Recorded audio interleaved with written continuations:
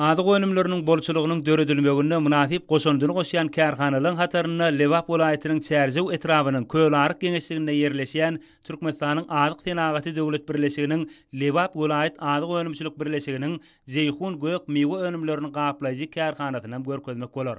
Kämil enzamlar bilen enzamlaşdyrylyp önümçilik bölümleri döwrü gaplaşdyrylan bu kärhananyň her günü 6 tonna çenli önüm taýýarlamagy mümkinçiligi bar.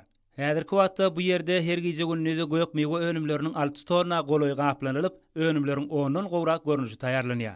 Dürli gök önümler we meweler gaýtadan islenenden soňra mürebbeler, şerbetler we mewe şireleri, goýurtmalar görnüşinde gaplanylyp, tagamy ýokumlylyk derejesi bilen tapawutlanýar.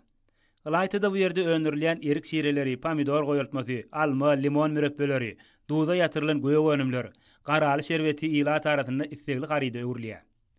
Pähim paýhasy maglumatum bolup Praga ýylynyň başyndan bäri kärhanada 1120 tonna goloy gök mewe önümleri gaplanyp, geçen ýylyň degişi döwür bilen deňeşdiremizde önümçiligiň ösüş tepkini 105 götürme barabar boldy.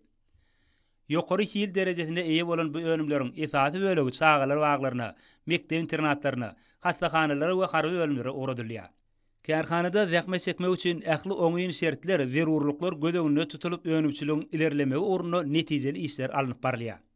Kärhananyň iş hünärmenleri azaýyp zamanamyzda döredilýän giň mümkinçilikler, berilýän döwlet gollawlary üçin türkmen halkynyň milli lideri Gahrman Arkadagymyza hem de hormatly prezidentimiz Arkadaly Gahrman serdarymyza hoşallyk sözlerini aýdýarlar.